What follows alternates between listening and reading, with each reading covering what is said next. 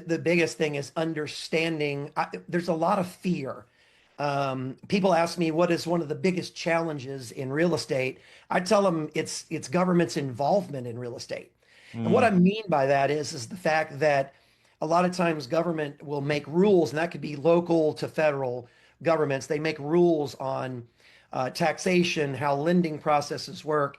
And it seems to me like it's sometimes that pendulum swing is everybody can get a loan. Nobody can get a loan. There's never, why don't we focus on the people who should be getting loans, right?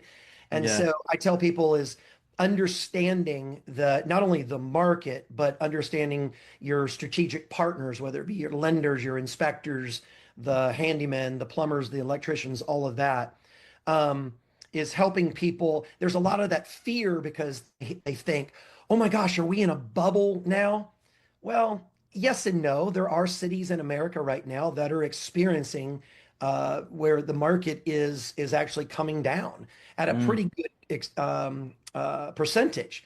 The Charleston market in itself is kind of its own little bubble because we are such a diverse economy. We have everything from your large manufacturings, your Boeings, your Volvos, that kind of thing, to your history. We're a demarcation point. Google has a large data port here because of the fact that we have the fiber optic network that comes into and out of Charleston. So you have a hmm. lot of tech companies that are starting here. So we have a very diverse economy. I think if people play it right, Charleston can continue to grow.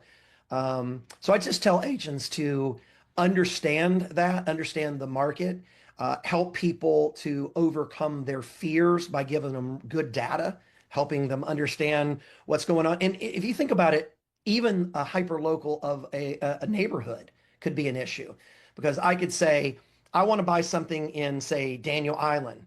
Well, that's fine, but Daniel Island consists of several different subsections, if you would. So Yeah. let's look at the affordability, the flood insurance, the inventory, pricing, all those kind of things. Uh, Yeah.